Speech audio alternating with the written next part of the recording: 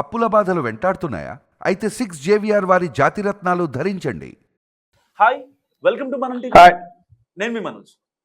So మనతో పాటు join అయ్యారు మాజీ ఎస్పీ కాకమను సికమను గారు. సో ఆయన మావోయిస్ట్ ఆపరేషన్ చేయడంలో దిట్ట. సో చాలా ఆపరేషన్స్ ఆయన గ్రౌండ్లో ఉండి సో ఆయన పరిశీలించారు. సో చాలా కేసులు కూడా ఆయన ఇది చేసిన పరిస్థితి. సో ఇలాంటి నేపథ్యంలో అసలు మావోయిస్ట్ ఆపరేషన్ కగారు నేపథ్యంలో ఇంతమంది పోలీసు బలగాలు, ఇంతమంది ప్రొటెక్షన్ ఉన్నా కూడా సో ఎక్కడో ఉన్న పదుల సంఖ్యలో ఉన్న మావోయిస్టులను ఏరడానికి ఎందుకు అంత టైం పడుతుంది? సో మావోయిస్ట్ కూంబింగ్ ఎలా చేస్తారు, గ్రౌండ్ లో ఉండే పరిస్థితులు అన్ని కూలంకుషంగా మాట్లాడదాం. సార్ నమస్కారం. సార్ నమస్తే అండి. సార్ ఎలా ఉన్నారు సార్? ఆల్ ఇస్ వెల్ అండి, అంత బాగుంది. Yeah sir. సార్ పర్టికులర్ గా మావోయిస్టులని ఏరివేత అనేది నిజంగా కరెక్ట్ అనుకోవచ్చా? ఎందుకంటే ఈ మాట ఎందుకు అడుగుతున్నానంటే, నన్ను ఒక అర్బన్ నక్సలైట్ గా ట్రీట్ చేయకండి, కానీ ఇక్కడ మ్యాటర్ ఏంటంటే ఒక హిడ్మా ఎన్కౌంటర్ తర్వాత సో అక్కడ ఉన్న మైన్స్ కోసం ఆల్రెడీ తవ్వకాలు స్టార్ట్ అయిపోయాయి. రోడ్లు, సీసీ రోడ్లు పడుతున్నాయి, లోపలికి బుల్డోజర్లు వెళ్తున్నాయి, ట్రాక్టర్లు మట్టితో బయటకు వస్తున్నాయి. ఇవన్నీ ఎలా చూడొచ్చు అంటారు అసలు? ఆఫ్ కోర్స్ ఇవన్నీ ఓపెన్ సీక్రెట్ అండి, దాని గురించి మనం పెద్దగా ఆలోచించాల్సిన అవసరం లేదు. As per their programme and planning they are doing. దానికి ఎవరినో ఏదో చేస్తున్నట్లు అన్నారు. మనము ఇంతకాలం మన ఆంధ్రప్రదేశ్ అంటే combined Andhra Pradesh, now Telangana Andhra Pradesh, they worked a lot for this Maoist. ఎంతో మంది ప్రాణాలు కోల్పోయారు, ఎవరు మనకి సపోర్ట్ చేయలేదు. బట్ మన రెండు రాష్ట్రాలు అంటే ఒకప్పుడు కంబైన్డ్ రాష్ట్రం, తర్వాత రెండు రాష్ట్రాలు కృషి చేసాయి, చాలా సీరియస్ గా ఓన్ చేసుకొని వర్క్ చేసినాయి. సో అప్పుడు లేని సబ్జెక్టు ఇప్పుడు సడన్ గా వచ్చిందంటే there is a second thought. Anyway అవన్నీ కూడా మనకి ప్రజలు అమాయకంగా ఎవరు లేరు, అందరికీ తెలుస్తుంది. కానీ టెక్నికల్ గా కొన్ని దీక్షగా ఆలోచించి ఉండే ఒక కమిటీ కానీ ఒక పెద్దలు కానీ ఉండాలి. ఎందుకంటే రీసెంట్ గా అన్నారు, ఇంతకాలం అడవుల వల్ల మనకేమీ సంబంధం లేదు, అడవులు వాళ్ళు ఉంటున్నారు అనేది అందరికీ తెలుసు, వాళ్ళు హ్యాపీగా జీవిస్తున్నారు. కానీ ఇప్పుడు వేలల్లో బయటికి పంపించేస్తున్నారు. సో ఇటువంటి ఇన్సిడెంట్లు చూస్తుంటే కొంత బాధ అనిపిస్తుంటది, ఎందుకంటే వాళ్ళు మళ్ళా సిటీకి వచ్చి సిటీని మళ్ళా ఇదైపోతుంది. సో ఇవన్నీ కూడా ఎవరి సబ్జెక్ట్ వాళ్ళు, ఎవరి పనులు వాళ్ళు, ఎవరి జీవితం వాళ్ళు జీవిస్తూ ఉంటే కొంత ఊరట ఉండేది. ఇప్పుడు కొద్దిగా డిఫరెన్స్ వచ్చింది అనిపిస్తుందండి. యా, అంటే సార్ ఇక్కడ మీరు మావోయిస్ట్ కూంబింగ్ చేసేటప్పుడు కానీ లేకపోతే పలానా చోటే మావోయిస్టులు ఉన్నారని ఇన్ఫార్మర్ల త్రూ తెలుస్తుందా? అంటే మీకు ఏమన్నా సపరేట్గా ఇంకేమన్నా ఉంటుంది సార్? ఎందుకంటే గ్రౌండ్ లో ఉన్నారు కాబట్టి అడుగుతున్నారు. చాలా మందికి మావోయిస్టులు అక్కడ ఉన్నారనే సమాచారం ఇన్ఫార్మర్లో ఇంకోళ్ళు ఆ లోపలనే మావోయిస్టులు ఎవరైతే ఇన్ఫార్మ్ చేశారో వాళ్ళని చంపేస్తారు ఇక్కడ బయట ఉన్న వాళ్ళు. మీరు ఎలా పసిగడతారు అసలు? అంటే పసిగట్టం అంటే కొన్ని మూమెంట్స్ అప్పుడు అంత గూగుల్ కానీ అట్లాంటి చెక్కింగ్ లేవు మనకి. బట్ మన వాళ్ళు ఇంట్రోడర్స్ గా కొన్ని చోట్ల కొన్ని ప్లేసులు ఉంటుంది, తర్వాత వాళ్ళ మూమెంట్లు డిఫరెంట్గా వచ్చినప్పుడు మనకి తెలిసిపోతుందండి. అట్లా సెర్చ్ చేసుకుంటూ మనము పర్టికులర్ ప్లేస్కి వెళ్తాం, లేదా కొంతమందిని కొన్ని ప్లేసుల్లో ఎస్టాబ్లిష్ చేసుకుంటాం. దాని ద్వారా మనము వాళ్ళ మీద ఏమన్నా అటాక్స్ కానీ లేకపోతే ఏమైనా చేయటానికి, అరెస్ట్ చేయటం కానీ ఏదైనా సరే చేయటానికి లేకపోతే ఇవన్నీ కూడా వీలుంటుందండి. కానీ అంతేగాని ఇప్పుడు వాళ్ళలో నుంచి ఎవరు మనకి చెప్పరు, అసలు తెలియపరచరు. ఈవెన్ విలేజర్స్ కూడా అంత ఇదిగా మనకి సపోర్ట్ చేయరు. అది మేము ప్రాక్టికల్గా చూసాము అడవుల్లో. అలాగే అవన్నీ చూసిన తర్వాత అనిపించింది వాళ్ళు ఎంత ఇదిగా వాళ్ళతో సపోర్ట్ చేస్తున్నారు, వాళ్ళందరూ ఎందుకు అంత సపోర్ట్ చేస్తున్నారు అనేది కూడా చాలా విషయాలు తెలిసినాయి అప్పుడు కూడా. అదండి. యా సార్, పర్టికులర్గా మావోయిస్టుల విషయంలో కేంద్రం అంటే కఠినంగా వ్యవహరిస్తుంది అనుకోవచ్చా? హిడ్మా ఎన్కౌంటర్ తర్వాత చాలా మంది బయటకు వచ్చారు, వాళ్ళని పోలీసులు అరెస్ట్ చేస్తున్న పరిస్థితి. సో అంటే వాళ్ళు ఆల్రెడీ టైం అడిగినా కూడా February 21 వరకు మాకు టైం ఇవ్వండి, మేము ఒక 3 నెలలు ఎవరైతే అరణ్యంలో ఉన్న వాళ్ళతో మేము కమ్యూనికేట్ అవ్వాలి అని చెప్పినా సరే హిడ్మా లాంటి బూటకపు ఎన్కౌంటర్లు చేస్తున్నారు. విజయవాడలో ఉన్న వ్యక్తిని తీసుకెళ్లి మారేడుమిల్లిలో చంపేశాము, లేకపోతే ఇలాంటివి బయటకు వస్తున్న నేపథ్యంలో అసలు ఏమంటారు సార్?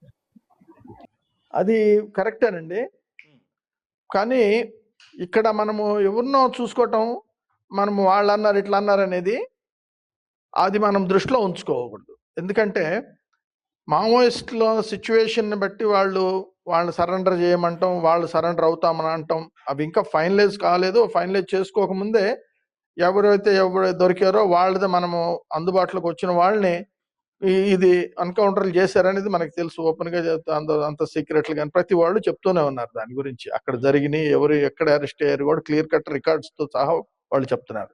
ఏది ఏమైనా మనము చేయాల్సింది ఒక అఫీషియల్ గా మన గవర్నమెంట్ తోటి కానీ మన పోలీస్ తో కానీ అఫీషియల్ గా వాళ్ళు చేసుకోవాలి. మనకి ఎన్నో ఫోర్సులు ఉన్నాయి, దానికి సంబంధించిన ఫోర్సులు ఉన్నాయి. కానీ ఆ ఫోర్సులు సంబంధం లేకుండా బయట నుంచి చేయాల్సిన అవసరం మనకి లేదు. ఎందుకంటే మన force itself is the strongest. Even స్వాట్ American team also praises our Greyhounds powers. Greyhounds teams ఎంత పవర్ఫుల్ గా ఉంటాయి అనేది, వీళ్ళ యొక్క యాక్టివిటీస్, వీళ్ళ మూమెంట్స్ కూడా చాలా బాగుంటాయి అనేది ఉంది. సో వేరే వాళ్ళు వచ్చి చేయటం అనే దాంట్లో కొంత మనం ఆలోచించాల్సి వస్తుందండి, అంతే. సార్ అంటే మావోయిస్ట్ ఎంటైర్ ఆపరేషన్స్ లో మీ ఒక ట్రాక్ లో మీకు బెస్ట్ గా గుర్తుండేది ఎప్పటికీ ఒక చిన్న ఒకటి చెప్పగలరా మావోయిస్ట్ ఆపరేషన్ గురించి? అంటే మావోయిస్ట్ ఆపరేషన్స్ లో మెయిన్ మేము చూసింది 87లో ఈస్ట్ గోదావరి కలెక్టర్ చేసింది. దీని గురించి చాలాసార్లు చెప్పుంటాము. కానీ అటువంటి ఇన్సిడెంట్ మరలా ఎప్పుడు జరగలేదు. ఆ తర్వాత ఇంక మరలా ఆ లెవెల్లో ఒక అడ్మినిస్ట్రేటివ్ ఆఫీసర్స్ని కానీ, అప్పుడు శంకరన్ గారు కూడా అరెస్ట్ కిడ్నాప్ అయిన వాళ్ళలో ఉన్నారు. సో అటువంటి తప్ప నెక్స్ట్ అవి మ్యాక్సిమం తగ్గిపోయినాయి. వాళ్ళ యాక్టివిటీస్ లో వాళ్ళు బిజీగా ఉండటం, వేరే ప్లేసులకు వెళ్ళటం జరిగింది. మన స్టేట్ లో మన మూమెంట్స్ కూడా మ్యాక్సిమం తగ్గినాయి. ఎందుకంటే మన యొక్క గ్రేహౌండ్స్ పవర్స్ ఎన్నో తెలంగాణ అండ్ ఆంధ్రప్రదేశ్ రెండు కూడా కంబైన్డ్ గా డెవలప్ చేసుకున్నారు. వాళ్ళ యొక్క మూమెంట్స్ కానీ, వాళ్ళ యొక్క ఇన్ఫర్మేషన్ కానీ ఇప్పుడు చాలా ఎలక్ట్రానిక్ సపోర్ట్ మనకు వచ్చింది. ది గూగుల్ ద్వారా కానీ ఎనీ అదర్ సోర్సెస్ ని మనం యూటిలైజ్ చేసుకుంటూ మనం మూవ్మెంట్ ఇస్తున్నాం. కాబట్టి అంత అవసరం మనకి లేదు. ఎందుకంటే వేరే వాళ్ళు వచ్చి మనకి సపోర్ట్ చేయాల్సినంత అవసరం కూడా మనకి లేదు. కానీ వాళ్ళు ఆపరేషన్ చేస్తున్నారు. It's organisation of the central government. They have to take their own steps. కానీ మన స్టేట్ లో మన స్టెప్స్ అనేది ఎలా ఉంటుంది అనేది మనం ఒకసారి తెలుసుకోవాలండి, అంతే. సరే అంటే మావోయిస్ట్ సైనింగ్ అంటే ఇటు పోలీసులు కావచ్చు, ప్రభుత్వం కోసం పనిచేసే వ్యవస్థలు చాలా పెద్ద. టెక్నికల్ గా మనం చూసుకుంటే ఈజీగా ఫైండ్ అవుట్ చేసేయచ్చు. కేంద్ర ప్రభుత్వం పాయింట్ ఆఫ్ వ్యూలో ఇప్పుడు ఎంత కక్ష కట్టిందో ఇంతకుముందు అంత ఉదాసీనంగా ఉంది. కానీ అల్టిమేట్ గా మావోయిస్టులు పనిచేసేది నిజంగా ప్రజల కోసం, ప్రజల హక్కుల కోసం. సో ఎట్లా చూడొచ్చు అంటారు ఈ తారతమ్యాన్ని? అంటే ప్రజల కోసం, ఏ ప్రజల కోసం మరి తెలుసుకోవాలి మనం. అదొక స్టడీ చేయాలి. ఏ ప్రజల కోసం? ఆంధ్రప్రదేశ్ ప్రజల కోసమా, తెలంగాణ ప్రజల కోసమా, లేకపోతే ఎవరి కోసం? లేదా ఏదన్నా ఇప్పుడు రీసెంట్ గా వస్తున్న న్యూస్ ని బట్టి కూడా many business man and other contractors అంటే నేషనల్ లెవెల్లో ఉన్న హైఫైస్ వీళ్ళందరి కోసమా అనేది క్షుణ్ణంగా తెలుసుకుంటే తప్ప మనం దాని గురించి విశదీకరించలేము. ఎందుకంటే ప్రజలు ఇంతవరకు బాగానే ఉన్నారు, ఇప్పుడే ఎందుకు డిస్టర్బ్ అవుతున్నారు అనేది మనం చూడాలి. ఇవి మనకి మంచి సూచనలు కాకపోవచ్చు. ఎందుకంటే ఈ విధంగా అది అసలు మూమెంట్స్ లేనప్పుడే, రోడ్లు లేవు అవి లేవనప్పుడే ఎవరు వచ్చేవాళ్ళు కాదు. ఇప్పుడు క్లియర్ కట్ గా వేయటం కూడా ఒక విధంగా మనకి నష్టం వాటిల్లేదానికి ఛాన్స్ ఉంటుంది. ఎందుకంటే మనం అనుకోవచ్చు రోడ్డు వేస్తారు కరెక్టే, మనం హైవేలు ఎన్నో ఉంటాయి, హైవేలు ఎంతమంది మనకి సపోర్ట్ ఉంటుంది, ఎన్ని పోలీసు డిపార్ట్మెంట్ పెట్టచ్చు, ఎన్ని పోలీసు స్టేషన్స్ పెట్టచ్చు, ఎన్ని వెహికల్స్ వాడచ్చు, ఎంత ఫోర్స్ కావాలి ఇక్కడి నుంచి ఒక 100 కిలోమీటర్స్ లో. సో చూస్తే ఎవరు కనపడరు మనకి. అది చాలా కాంప్లికేటెడ్. అందులో ఏజెన్సీ ఏరియాలో మనము బ్రిడ్జ్లు కట్టుకోవచ్చు, చాలా కట్టొచ్చు, బ్రిడ్జ్ కట్టొచ్చు పోవచ్చు కూడా అవి. కాబట్టి ఇవన్నీ కూడా మనకి అంత సరైన అనుకువ కాదనేది మరి మన ఎవరైతే ప్లాన్ చేశారో వాళ్ళకే ఆ విషయాలు తెలియాలి. ఎందుకంటే దాన్ని మాత్రం మేము అప్పట్లో రోడ్డు బాగుండకూడదు, లేకపోతే వెహికల్ మూవ్మెంట్ ఎక్కువ ఉండకూడదు అనేది మా కోరిక ఉండేది. ఈవెన్ వెహికల్స్ కూడా మేము ఎక్కువగా వాడేవాళ్ళం కాదు. ఒక్కోసారి అవసరం వస్తే బై ఫుట్, ఆన్ ఫుట్ వెళ్ళేవాళ్ళం. సో ఇట్లా మనం అన్ని చేసేవాళ్ళం. కాబట్టి తర్వాత లేదంటే 2 వీలర్స్ వాడేవాళ్ళం. సో ఇట్లా మనము సపోర్టివ్ గా మన మూమెంట్ ని వాళ్ళు చేసుకుంటూ మళ్ళీ సేఫ్టీ కూడా చూసుకుంటూ చేసేవాళ్ళం. ఇప్పుడు దీనికి వల్ల ఎన్నో కాన్సిక్వెన్సెస్ జరుగుతాయి. ఇప్పుడు తెలియదు కానీ, ఎందుకంటే ఇది no way concern to the educated లేకపోతే ఎంప్లాయీస్ లేకపోతే ఒక డిగ్నిఫైడ్ మూమెంట్. ఎందుకంటే ఏజెన్సీలో వాళ్ళకి వేరే లైఫ్ లేదు. సో అది ఎటు టిల్ట్ అవుతుందో వీ కెనాట్ సే. అది మనం కొద్దిగా ఆలోచించాల్సిన విషయం.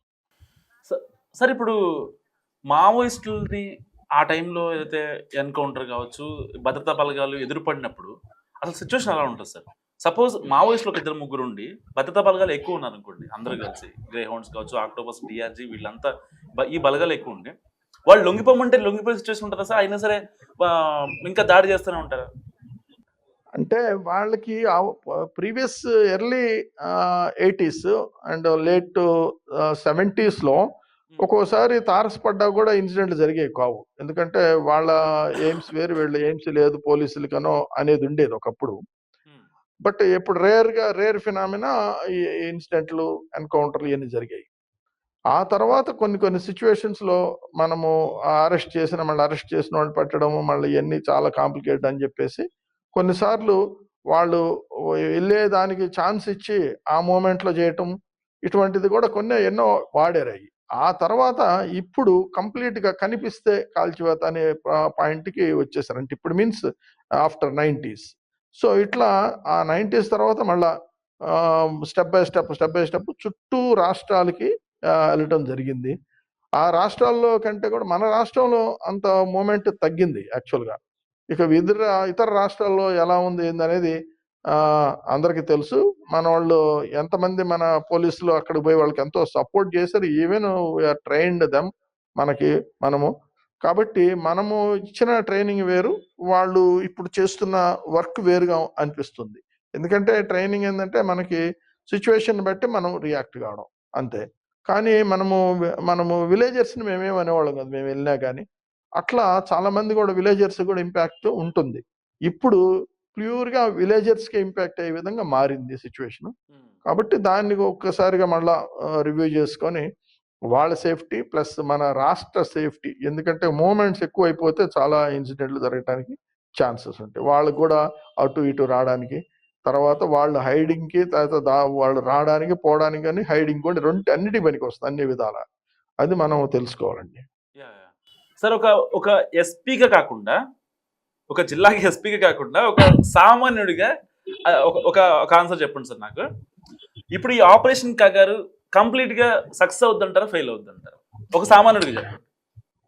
అంటే మనము ఆపరేషన్ కాగారు ఇవన్నీ పేర్లు నాకు కొత్త అనిపిస్తుంది. ఎందుకంటే మనము సిచ్యువేషన్ బట్టి యాక్షన్, అంటే కమాండో అంటే is act according to situation, అంతేగాని దానికి ఏమి సపరేట్ పేరు ఉండదు. ఈజ్ జస్ట్ కమాండో అంటే అంతే సింపుల్ గా, వితౌట్ ప్లాన్ అండ్ వితౌట్ ఇది they will act according to situation. That must be there with all police, army or paramilitary forces or anything. Those days paramilitary forces dull గా ఉండేవి, మన force యాక్టివ్గా ఉండేది ఆ రోజుల్లో. మరి ఇప్పుడు ఎట్లా ఉందో నేను అంత ఇదిగా చెప్పలేను. కాబట్టి మనము కామన్ మెన్ గా కూడా మనం మాట్లాడితే అకార్డింగ్ టు సిచ్యువేషన్ ఓన్లీ మనము పోవాలి. లేకపోతే మనం లేదు ఒక 100 మంది చంపాలి, లేకపోతే ఒక 1000 మందిని చంపాలి అనే ప్లాన్లో కానీ ఒక నేమ్ దానికి పెడితే అది సక్సెస్ఫుల్గా కాకపోవచ్చు. ఒకవేళ సక్సెస్ఫుల్ అయినా it want be in positive way. అది తెలుసుకోవాలి మనం. ఎందుకంటే మనము after all they are belongs to our country, మన నేషన్, మన స్టేట్స్ వాళ్ళే వీళ్ళు. దాంట్లో వాళ్ళ యొక్క సిచ్యువేషన్ మేము చాలాసార్లు స్టడీ చేసాం. ఈవెన్ నక్సలైట్లా కూడా తిరిగిన రోజులు ఉన్నాయి మేము. దాంట్లో కూడా చూసాం. ఎందుకంటే how they respecting the naxalites, villagers and neighbours or anyone, ఇవన్నీ చూసాము. ఏంటంటే వాళ్ళ యొక్క ప్రాబ్లమ్స్ని, ఆ ప్రాబ్లమ్స్ ఏంటంటే రెవెన్యూ కావచ్చు, ఫారెస్ట్ కావచ్చు, పోలీస్ కావచ్చు, ఎనీవన్, ఈవెన్ పొలిటికల్ హై పొజిషన్లో ఉన్న నాయకులు కావచ్చు, లేదంటే కాంట్రాక్టర్స్, డిఫరెంట్ కాంట్రాక్టర్స్. ఇప్పుడు మరి ఏ కాంట్రాక్టర్స్ వస్తున్నారో, ఎవరు వస్తున్నారో ఇక ప్రజలకే తెలియాలి. త్వరలో తెలుసుకుంటాం ఎవరు వస్తారు, ఏంటి కథ అనేది. సో వీటి వల్ల వాళ్ళు చేసే యాక్షన్, వాళ్ళు చేసే మూమెంట్ డిఫరెంట్ అయిపోతుంది. అది ఒక్కసారి ఆలోచించుకోవాలి. ఎప్పుడు కూడా ఒకే విధంగా ఉండదు సిచ్యువేషన్ మారినప్పుడు చాలా వర్స్ట్ పోవడానికి ఛాన్సెస్ ఉంటాయి. ఎందుకంటే once they decide to die అనుకున్న తర్వాత anything they can do, but not the force like that or leaders like that. They will think about their safety and other things. So ఇవన్నీ కూడా క్షుణ్ణంగా ఆలోచించుకోవాలండి, అంతే. Thank you so much sir. Okay. So ఇది శిఖామణి గారి analysis. మీరేమనుకుంటున్నారో మావోయిస్టుల గురించి, ground లో ఉండే రియాలిటీ గురించి మస్తు కామెంట్ చేయండి. చూస్తూనే ఉండండి మనం.